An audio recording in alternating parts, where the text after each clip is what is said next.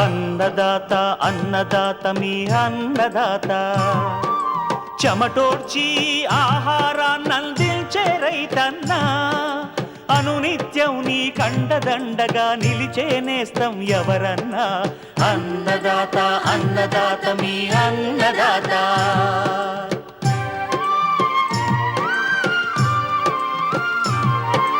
నూతన రీతుల సాగుబడికి నూరింతలు పెరిగే దిగుబడికి సూచనలిచ్చే సస్య రక్షణకు పశు పోషణకి శాస్త్ర విజ్ఞానం అందించి ముందుకు నడిపే తెలుగు రైతు భారతదేశానికి మకుటం అయ్యేలా తీర్చిదిద్దే ఆశయంతో మిమ్ము మేలు కొలిపేది అన్నదాత అన్నదాత అన్నదాత మీ అన్నదాత అన్నదాత అన్నదాత మీ అన్నదాత. అన్నదాత ప్రేక్షకులకు నమస్కారం. ఈనాటి ముఖ్యాంశాలు: అరటి గెలుల నాణ్యతను పెంచేందుకు మార్గాలు,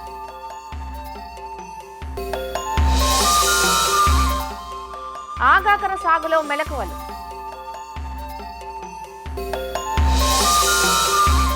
తెలంగాణ ప్రాంతంలో చేపల పెంపకం రైతులకు సూచనలు.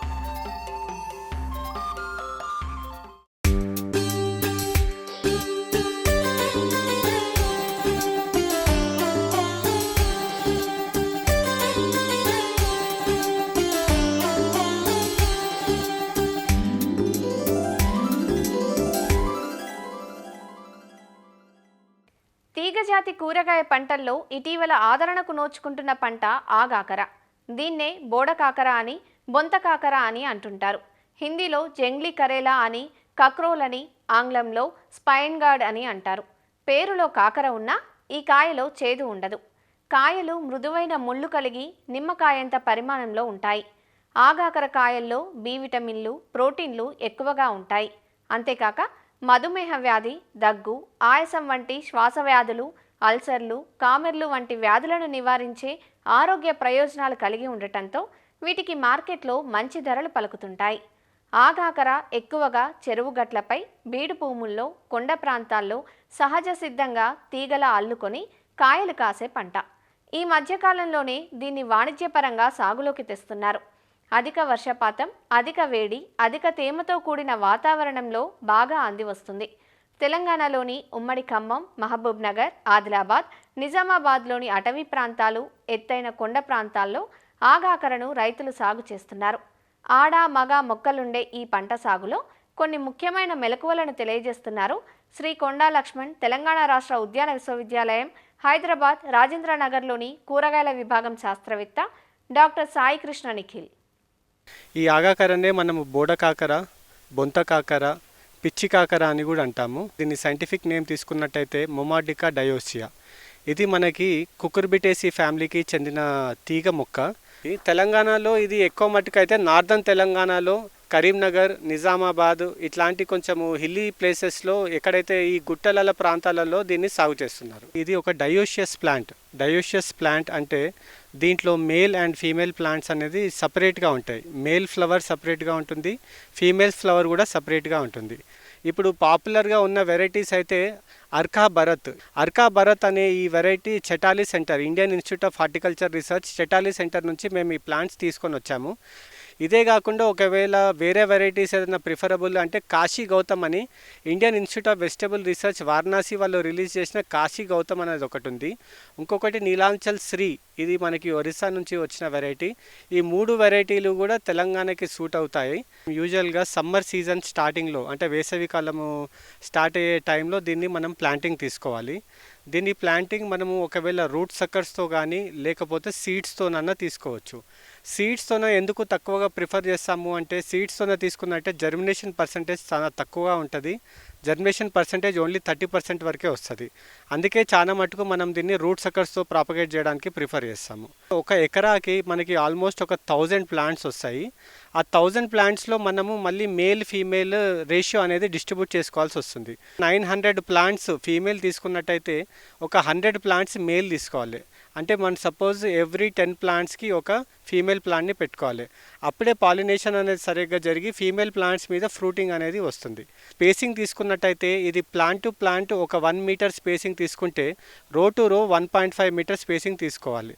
ఇది మనకి 35 to 40 డేస్ తర్వాత ఇది మనకి జర్మినేషన్ స్టార్ట్ అయ్యి ఎప్పుడైతే ఈ తీగ పెరగడం స్టార్ట్ అవుతుందో మనం అప్పటి నుంచే దీన్ని ఈ ట్రెల్లిస్ మీదకి ట్రైన్ చేసుకుంటూ ఉండాలి. ఇది ఆల్మోస్ట్ 8 feet హైట్ దాకా మనకి ఎక్కేస్తుంది. జూన్ మాసం వచ్చేసరికి 8 feet హైట్ వస్తుంది. మీకు ఆగస్ట్ నుంచి అక్టోబర్ వరకు పంట అనేది స్టార్ట్ అవుతుంది. దీంట్లో మనకి 2 types ఆఫ్ ఫ్లవర్ ఉంటాయి, male flower and female flower. రెండు కూడా మనకి క్రీమిష్ వైట్ కలర్లో ఉంటారు. ఒకవేళ ఫీమేల్ ఫ్లవర్ని ఐడెంటిఫై చేయాలి అంటే ఫ్లవర్కి వెనకాల ఇట్లా ఒక పిందెలాగా మనకి కనిపిస్తుంది. అదే ఒకవేళ మేల్ ఫ్లవర్ని మనం ఐడెంటిఫై చేయాలంటే కింద దానికి ఒక క్యాలెక్స్ రూపంలో జరుగుతుంది. ఈ పాలినేషన్ జరిగిన తర్వాత మనకి ఇలా పిందెలు అనేది ఏర్పడతాయి. ఈ పిందెలు ఏర్పడి ఇదొక టోటల్లీ మెచ్యూర్డ్ ఫ్రూట్. ఒకవేళ దీని లెంత్ చూసుకున్నట్టయితే మనకి 2 to 10 సెంటీమీటర్స్ లెంత్లో, ఒకవేళ విడ్త్ చూసుకుంటే 3 to 5 సెంటీమీటర్స్ విడ్త్లో వస్తుంది. ఒకవేళ ఒకవేళ ఒక ఫ్రూట్ యొక్క మనం వెయిట్ చూసుకున్నట్టయితే ఇది మనకి 20 to 80 grams. ఇది మనకు ఒక ఇండివిజువల్ ఫ్రూట్ యొక్క వెయిట్ వస్తుంది. పండు ఈగ దీనిలో ఒకటి మేజర్ పెస్ట్. మనము ఒకవేళ దీన్ని కంట్రోల్ చేసుకోవాలంటే 4 to 6 ఫిరోమోన్ ట్రాప్స్ ఒకవేళ పెట్టుకున్నట్టయితే దీన్ని కంట్రోల్ చేసుకోగలుగుతాం. అయితే దీన్ని ఫస్ట్ మనం క్రాప్ని ఎలా స్టార్ట్ చేసుకోవాలంటే ఎప్పుడైతే సమ్మర్ స్టార్టింగ్లో మనం చేసుకుంటామో తర్వాత దీనిది ఏదైతే స్ప్రౌటింగ్ వచ్చి తీగ ఎక్కడం అనేది మనకి జూన్ నాటికి స్టార్ట్ అవుతుంది. దాని తర్వాత జూన్లో మొత్తం తీగ మొత్తం ఎక్కేసరికి ఆల్మోస్ట్ 6 feet to 8 feet దాకా తీగ ఎక్కేస్తుంది. ఎక్కేసిన తర్వాత మనకి ఆగస్టు, సెప్టెంబర్, అక్టోబర్ ఈ 3 నెలల్లో మనకి దీని పంట అనేది పూర్తిగా వస్తుంది.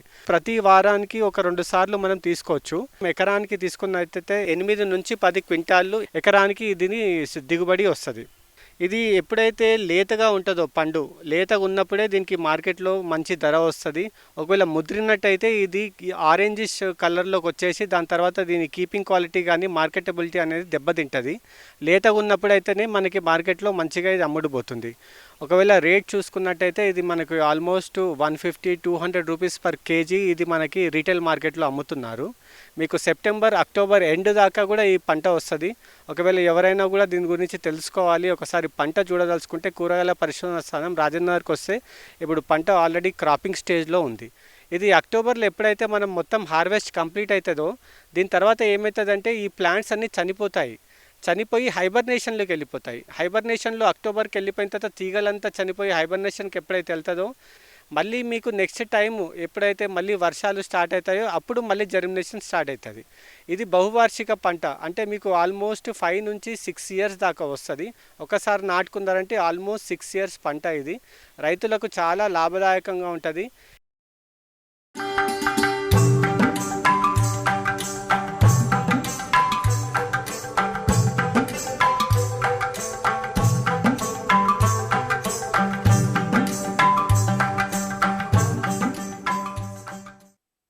చేపల పెంపకం అంటే ఒకప్పుడు కోస్తా జిల్లాలోనే ఉండేది. మారుతున్న భౌగోళిక పరిస్థితులు, నీటి వనరుల లభ్యతతో ఇప్పుడు చేపల పెంపకాన్ని పలు చోట్ల చేపడుతున్నారు రైతులు. ముఖ్యంగా తెలంగాణ జిల్లాల్లో రైతులు వారికున్న వనరులను బట్టి చేపలను పెంచి స్థానిక మార్కెట్లలో అమ్మకం చేసుకుంటూ లాభాలు పొందుతున్నారు. అయితే చేపల పెంపకానికి ఎలాంటి నేలలను ఎంచుకోవాలి, ఎంత విస్తీర్ణంలో చెరువులు నిర్మించాలి, ఏ రకాల చేపలు పెంపకానికి అనువుగా ఉంటాయి, ఎకరాకు ఎన్ని పిల్లలు వదులుకోవాలి, నీటి సంరక్షణ, ఆరోగ్య పరిరక్షణలో ఎలాంటి జాగ్రత్తలు పాటించాలి, ఇలాంటి అన్ని సందేహాలకు సమాధానాలు ఇస్తున్నారు వరంగల్ జిల్లా మామునూరు కృషి విజ్ఞాన కేంద్రం శాస్త్రవేత్త డాక్టర్ గణేష్. చేపల పెంపకం తెలంగాణలో గణనీయంగా పెరుగుతూ ఉంది. ముఖ్యంగా ఈ చేపల పెంపకం అనేది తెలంగాణలో మంచినీటి వనరులు ఉన్నాయి కాబట్టి మంచినీటి చేపలు అన్ని రకాలు ఇక్కడ అనుకూలమే. దాంతోపాటు చేపలతో పాటు మంచినీటి రొయ్యలు కూడా, అంటే మనకు నీలకంఠ రొయ్య మరియు గోదావరి రొయ్యలు కూడా ఇక్కడ పెంచుకోవడానికి అనుకూలము. చేపల పెంపకం చేపట్టాలనుకున్న రైతులు ఈ చెరువును ఏ రకంగా చూసుకోవాలంటే నీరు నిలబడే విధంగా ఉండే నేలని ఎంచుకోవాలి. ముఖ్యంగా నల్లరేగడి నేలలు కానీ ఎర్రరేగడి నేలలు కానీ. ఇసుక నేలలు మన చేపల పెంపకానికి అంతగా అనుకూలంగా ఉండవు, ఎందుకంటే నీళ్ళు అనేది దాంట్లో నిలబడే శాతం చాలా తక్కువగా ఉంటుంది. ఈ చేపల చెరువు అనేది ముఖ్యంగా ఏ రకంగా నిర్మించుకోవాలంటే అది దాదాపు 2.5 మీటర్లు, అంటే 8 ఫీట్ల లోతులో నిర్మించుకోవాలి. దాంట్లో 6 ఫీట్ల వరకు మనం నీరుని నిల్వ చేసుకోవాలి. ముఖ్యంగా ఈ నీరు ఎటువంటి నీళ్ళను వాడుకోవాలి, ఒక రైతుకు బోరు బావి కానీ లేదా కాలువల ద్వారా రెండు నీటి సౌకర్యాలు ఉన్నట్లయితే అతను కాలువ ద్వారా కానీ రిజర్వాయర్ ద్వారా వచ్చే నీటిని వాడుకోవచ్చు. లేని పరిస్థితుల్లో బోరు బావుల ద్వారా ఉండే నీటిని కూడా వినియోగించుకోవచ్చు. మంచినీటి రకాలలో ఇండియన్ మేజర్ కాప్స్ అయితే 2500 నుంచి 3000 చేప పిల్లల్ని నిల్వ చేసుకోవచ్చు. అదేవిధంగా మన రాష్ట్రీయ చేప అయిన కొర్రమీను చేప అయితే దానిని దాదాపు 4500 నుంచి 5000 చేపల్ని నిల్వ చేసుకోవచ్చు. రైతులు ముఖ్యంగా అవగాహన తీసుకోవాల్సింది, మనకు వరిలో ఏ రకంగా అయితే విత్తనాన్ని ఏ రకంగా ఎంత ప్రాముఖ్యత ఇస్తామో చేపలు పెంచే రైతులు కూడా ఈ చేప పిల్లలని ఎంచుకునే క్రమంలో చాలా జాగ్రత్తలు పాటించాలి. చేప పిల్లల ఉత్పత్తి కేంద్రాలను సందర్శించినప్పుడు మత్స్యకార రైతులు ఆ యొక్క చేప పిల్లల్ని పట్టుకొని పరిశీలించినప్పుడు చేప శరీరం పైన ఎటువంటి గాయాలు కానీ, తర్వాత వాటి యొక్క రెక్కలు కానీ ఎటువంటి కుళ్ళిపోకుండా శరీరం పైన ఎలాంటి మచ్చలు లేని వాటిని ఎంచుకోవాలి. హ్యాచరీ యాజమాన్యాన్ని కానీ చేప పిల్లల ఉత్పత్తి కేంద్ర యాజమాన్యాన్ని అడిగి ఆ చేప పిల్లలు ఎన్ని రోజులవి, దాన్ని బట్టి ఆ సైజుకి ఆ చేప ఉందా లేదా అని కూడా మనం గ్రహించుకోవాలి. దానికి ఎటువంటి మేతలు ఇస్తున్నారు, మేతకు చేప పిల్ల అనేది అలవాటు అయిందా లేదా అనేది కూడా మనకు మత్స్యకార రైతులు అనేది కంపల్సరీగా మనం చూసుకోవాలి. ఈ రవాణా సమయంలో జాగ్రత్తలు కూడా పాటించాలి. ముఖ్యంగా చేప పిల్లల్ని మనకు రవాణా చేసే ముందు 24 గంటల ముందు ఎటువంటి మేతలు ఇవ్వకూడదు. అది ఇవ్వకపోవడం వల్ల ఏంటంటే చేప కొంచెం అంతగా యాక్టివ్గా ఉండకపోవడము, చేప వలలో జరిగే ఈ యొక్క గాయాల బారి నుంచి మనము చేప పిల్ల అనేది ఎంతో కొంత నష్టం అనేది నివారించుకోవచ్చు. మరి అదేవిధంగా తీసుకొచ్చిన చేప పిల్లల్ని అప్పటికప్పుడు చేప పిల్లల చెరువులో వదలకూడదు. ముందుగా దానికి అక్లమటైజేషన్ చేయాలి. అంటే ఆ యొక్క చేప పిల్లలు పెరిగిన ప్రాంతంలో ఉన్న ఉష్ణోగ్రత pH, మన యొక్క చెరువులో ఉన్న ఉష్ణోగ్రత pHకి దాన్ని సమతుల్యత చేయాలి. అందుకు కానీ చేప పిల్లల ట్యాంకులు అయితే కంపల్సరీగా మనం ఏదైతే చెరువులో వదులుతున్నామో ఆ యొక్క చెరువు యొక్క నీటిని 10 నుంచి 15 నిమిషాల పాటు చిన్నగా కలుపుతూ ఉండాలి. ప్యాకెట్లలో అయితే ఆ యొక్క ప్యాకెట్ని తీసుకొచ్చేసి నీటి ఉపరితలం పైన ఉంచి దాని ద్వారా దాని యొక్క ఉష్ణోగ్రత అనేది సమతుల్యత చెందుతుంది. మరి అదేవిధంగా ఈ చేప పిల్లల్లో ముఖ్యంగా చూసుకున్నట్టయితే 3 ముఖ్యమైన యాజమాన్య పద్ధతులు ఉంటాయి. నీటి యాజమాన్య పద్ధతులు, మరియు మేత యాజమాన్య పద్ధతి అండ్ ఆరోగ్య యాజమాన్య పద్ధతి. నీటి యాజమాన్య పద్ధతిలో 2 రకాల లక్షణాలు ఉంటాయి. ఒకటి భౌతిక లక్షణం, రెండవది రాసాయనిక లక్షణం. భౌతిక లక్షణం చూసుకున్నట్లయితే ముఖ్యంగా ఉష్ణోగ్రత, నీటి పారదర్శకత అండ్ టర్బిడిటీ. తర్వాత అదేవిధంగా ఈ రాసాయనిక లక్షణాలు చూసుకున్నట్లయితే pH, డిజాల్వ్డ్ ఆక్సిజన్ అంటే నీటిలో కరిగి ఉన్న ఆక్సిజన్, అమోనియా, నైట్రేట్లు ఉంటాయి. ఉష్ణోగ్రత 26 డిగ్రీల సెంటీగ్రేడ్ నుంచి 30 డిగ్రీల సెంటీగ్రేడ్ వరకు మనకు మెయింటైన్ చేయాలి. pH చూసుకున్నట్లయితే 7.5 to 8.5 మెయింటైన్ చేయాలి. డిజాల్వ్డ్ ఆక్సిజన్, నీటిలో కరిగి ఉన్న ఆక్సిజన్ మనకు 4 నుంచి 6 ppm ఉన్నట్టు చూసుకోవాలి. మనకు అమోనియా చూసుకున్నట్లయితే 0.1 ppm కంటే ఎక్కువగా ఉన్నట్లయితే నీటిలో మనకు విషవాయువులు ఉత్పత్తి అవుతున్నాయని మత్స్యకార రైతులు గ్రహించుకోవాలి. మేత యాజమాన్య పద్ధతి అనేది చేప పిల్ల యొక్క సైజ్ మీద ఆధారపడుతూ ఉంటుంది. మనకు చేప పిల్లలు నర్సరీలో ఉన్నప్పుడు శరీర బరువుకు 5% ఇస్తాము. తర్వాత ఈ చేప పిల్లలు ఫింగర్లింగ్ స్టేజ్ దాటి తర్వాత మనకు చేప చెరువుల్లో స్టాక్ చేసిన తర్వాత దాదాపు 200 గ్రాములు వచ్చే వరకు ఇదే మనం 5% బరువుని మనము మెయింటైన్ చేయాలి. తర్వాత 200 గ్రాముల నుంచి దాదాపు 600 గ్రాములు వచ్చే వరకు 3% శరీర బరువు, 28% ప్రోటీన్ ఇచ్చినట్లయితే దాని యొక్క శరీరానికి కావాల్సిన ఖనిజ లవణాలు కానీ దాని యొక్క శరీర పెరుగుదలకు కావాల్సిన శక్తిని అది సమకూర్చుకోగలదు. 600 గ్రాముల తర్వాత మనం శరీర బరువుకు 24% ప్రోటీన్, శరీర బరువుకు 2% ఇచ్చినట్లయితే అది దాని శరీరానికి కావాల్సిన మాంసకృతులను మరియు శరీర పెరుగుదలకు కావాల్సిన శక్తిని అది ఆ యొక్క మేత ద్వారా తీసుకోగలదు. చేప పిల్లలకు అన్ని తేలియాడే మేతల్ని తీసుకుంటుంది. వీటిని పెల్లెట్ ఫీడ్స్ అంటాం. ఇదే కాకుండా మనకు సహజమైన ఆహారాన్ని కూడా చేపల చెరువులో ఉత్పత్తి చేయాలి. 60 నుంచి 70% వరకు మనం ఇచ్చే అదనపు ఆహారం మీద ఆధారపడి ఉంటుంది. మిగతా 20 నుంచి 25% వరకు మనకు చేపల్లో సహజ ఆహారం అంటే జంతు ప్లవకాలు, వృక్ష ప్లవకాలు అనేవి ఉంటాయి. అవి ఏ రకంగా ఉత్పత్తి చేయాలంటే చేప పిల్లలను వదిలే ముందే మనం చెరువులో నీటిని నిల్వ చేసిన తర్వాత చేపల పెంపకానికి మనకు అనుకూలమైన కలరు లేత ఆకుపచ్చ రంగు కలర్ కాబట్టి ఆ యొక్క కలర్ రావడానికి మనం ఏం చేస్తామంటే కొన్ని రకాల ఎరువులను కలుపుతాం. అవి ఏంటంటే మనకు ఇంట్లో ఉపయోగించే పశువుల ఎరువు కానీ, తర్వాత కోళ్ళ ఎరువు కానీ, వీటితో పాటు వేరుశనగ చెక్క కానీ, పత్తి చెక్క కానీ, నువ్వుల నూనె చెక్క కానీ యూజ్ చేసుకోవచ్చు. దీంతో పాటు మనకు పొటాష్, తర్వాత యూరియా, వీటినన్నింటినీ కలిపి ఒక నీడ ప్రదేశంలో అన్ని నీళ్లు కలియబెట్టి 24 గంటల తర్వాత మనం చెరువులో చల్లుకోవాలి. చల్లుకున్న తర్వాత 5 నుంచి 7 రోజులకు మనకు నీటి కలర్ అనేది లేత ఆకుపచ్చ రంగు కలర్లోకి వస్తూ ఉంది. దీంట్లో వృక్ష ప్లవకాలు అంటే ఫైటోప్లాంక్టన్ మరియు చిన్న చిన్న కీటకాలు కూడా తిరుగుతూ ఉంటాయి. జూ ప్లాంక్టన్ పెరిగిందని గ్రహించుకోవాలి. ఆ తర్వాత మాత్రమే చేప పిల్లలను వదులుకోవాలి. చేపల్లో వచ్చే ముఖ్యమైన వ్యాధులు చూసుకున్నట్లయితే చేప పేనుతో పాటు మనకు ఎరుపు మచ్చల వ్యాధి వస్తూ ఉంది. తర్వాత తోక తెగుళ్ళ వ్యాధి, తాటాకు తెగుళ్ళ వ్యాధి, ముఖ్యంగా కొర్రమీనులో చూసుకున్నట్లయితే చిన్న చిన్న కురుపులుగా ఏర్పడి ఈ లోతైన గాయాలుగా ఏర్పడి ముఖ్యంగా శరీర భాగము మరియు ఈ రెక్కల మీద ఏర్పడే అవకాశం ఉంది. తద్వారా అది వ్యాధి తీవ్రత ఎక్కువగా అయినట్లయితే రెక్కలు కూడా కుళ్ళిపోయి చనిపోయే అవకాశం ఉంది. వీటిలో కూడా మనకు బ్యాక్టీరియా సంబంధిత వ్యాధులైన ఈ ఎరుపు మచ్చల వ్యాధి వీటిని నీటి శానిటైజర్లు అయోడిన్ కానీ బీకేసీ బ్రోమిన్ కొనిన్ క్లోరైడ్ కానీ తర్వాత పొటాషియం పర్మాంగనేట్లతో తగ్గించుకోవచ్చు. వ్యాధి తీవ్రత తక్కువగా ఉన్నట్లయితే మనం సహజ నీటి శానిటైజర్స్ అన్న ఉప్పు మరియు పసుపును కూడా వినియోగించుకోవచ్చు. వ్యాధి తీవ్రత ఎక్కువగా ఉన్నట్లయితే మనం ఎండ్రోఫ్లాక్సిన్ కానీ తర్వాత ఆక్సిటెట్రాసైక్లిన్ కానీ మేతలో కలిపి ఇవ్వడం ద్వారా ఈ యొక్క వ్యాధి తీవ్రతను తగ్గించుకోవచ్చు.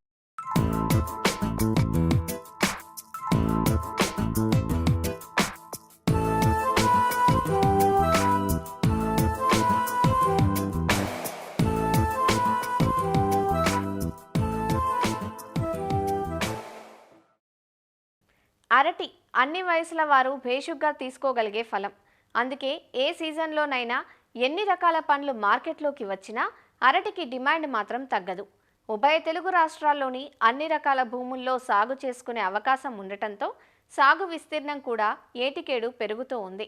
ప్రాంతాన్ని బట్టి స్థానిక అభిరుచులను బట్టి వేసుకునే రకాల్లో కొద్దిగా మార్పులు ఉన్నా అధిక దిగుబడినిచ్చే టిష్యూ కల్చర్ గ్రాండ్ 9 రకం ప్రాచుర్యంలోకి వచ్చాక ఎకరాకు 40 టన్నులకు పైగా దిగుబడులు సాధించడం చూస్తున్నాం. నాటిన 10 నుంచి 11 నెలలకు ఫలసాయానికొచ్చే అరటిలో ఎరువుల యాజమాన్యం, నీటి తడులతో పాటుగా కాయ దిగుబడి, నాణ్యత కోసం గెలలు ఏర్పడిన తర్వాత కొన్ని జాగ్రత్తలు చేపట్టాల్సి ఉంటుంది. అరటి గెలల నాణ్యతను పెంచేందుకు ఎలాంటి చర్యలు చేపట్టాలో ఈరోజు అన్నదాతలో చూద్దాం.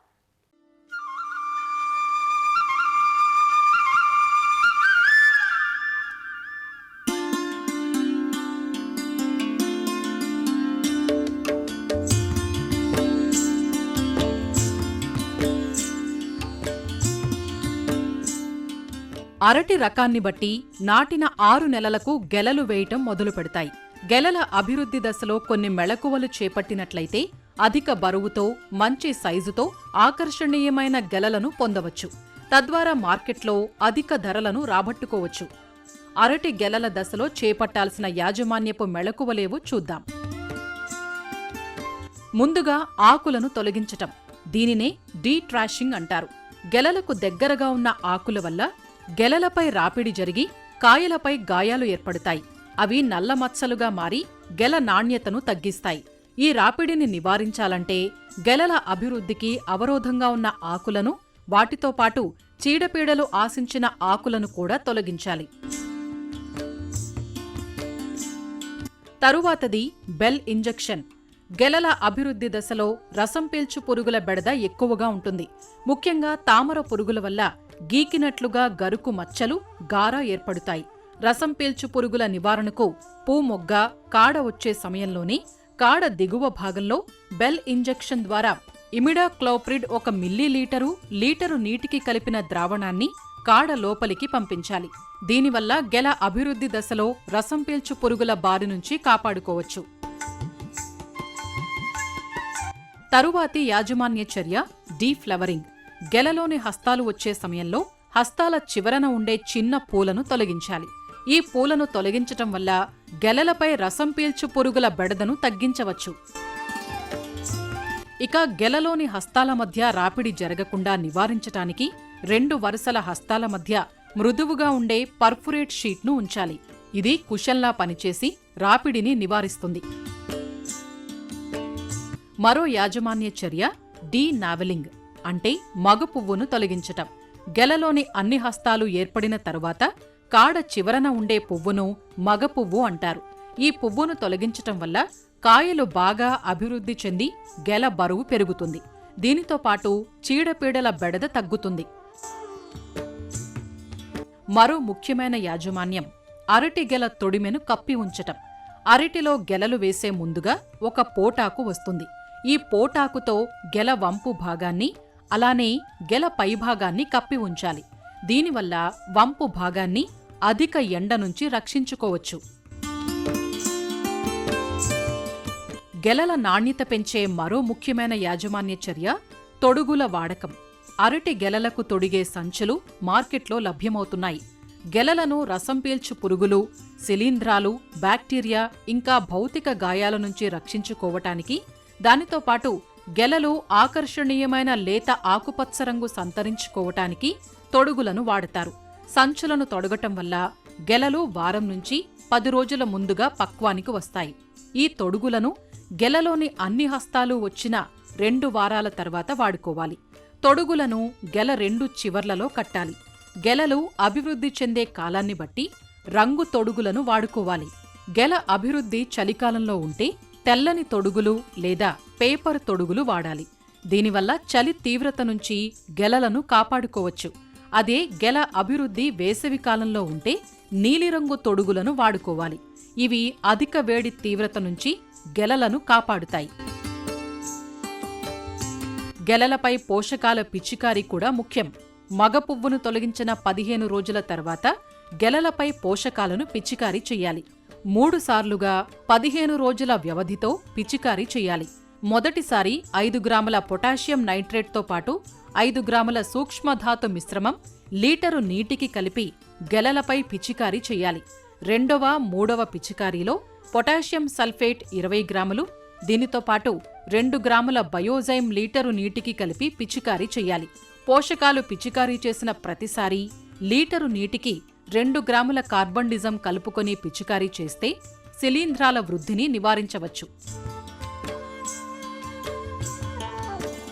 కాయ సైజును పెంచటానికి కసేరు దండం ద్వారా ఎరువులు అందించటం మరొక పద్ధతి. సాధారణంగా గెల చివర ఉండే హస్తాలు పై హస్తాల కాయలతో పోలిస్తే చిన్నవిగా ఉంటాయి. కసేరు దండం ద్వారా నత్రజని, పొటాష్లను అందిస్తే చివరి హస్తాల్లోని కాయలు సైతం మంచి సైజులో వస్తాయి. ఇందుకోసం ఒక పాలిథీన్ సంచిలో 500 గ్రాముల ఆవు పేడ, 15 గ్రాముల అమ్మోనియం సల్ఫేట్, 7.5 గ్రాముల సల్ఫేట్ ఆఫ్ పొటాష్ కలిపి గెల చివరి భాగంలో తొడగాలి. ఈ పోషకాలను పీల్చుకుని చివరి హస్తాల కాయలు సైజు పెరుగుతాయి.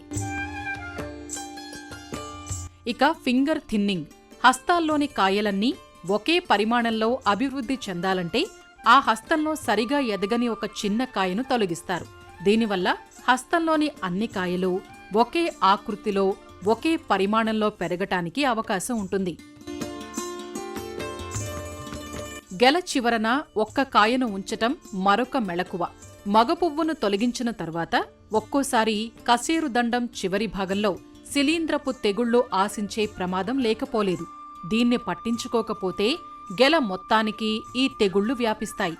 అందువల్ల గెల చివరి హస్తంలో ఒక్క కాయను వదిలినట్లయితే ఏదైనా శిలీంధ్రపు తెగులు వస్తే మొదట ఈ కాయపైన కనిపిస్తుంది.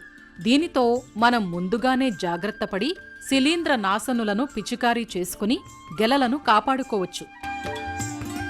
ఇలాంటి యాజమాన్య పద్ధతులన్నీ పాటిస్తే చీడపీడల నుంచి, భౌతికంగా జరిగే గాయాల నుంచి గెలలను కాపాడుకోవచ్చు. ఫలితంగా సస్యరక్షణ మందుల ఖర్చు తగ్గటమే కాదు, పెద్ద కాయలతో పొడవాటి గెలల ఉత్పత్తిని సాధించవచ్చు. మరిన్ని విభిన్న అంశాలతో రేపటి అన్నదాతలో మళ్ళీ కలుసుకుందాం. నమస్కారం. అన్నదాతలు తమ సందేహాలు, సమస్యలను 1800-425-4085 టోల్ ఫ్రీ నెంబర్లో ఉదయం 10 గంటల నుంచి 11 గంటల మధ్య పని దినాలలో సంప్రదించగలరు. ఈ కార్యక్రమాన్ని యూట్యూబ్లో www.youtube.com/annadaata ETV లింక్ ద్వారా వీక్షించవచ్చు.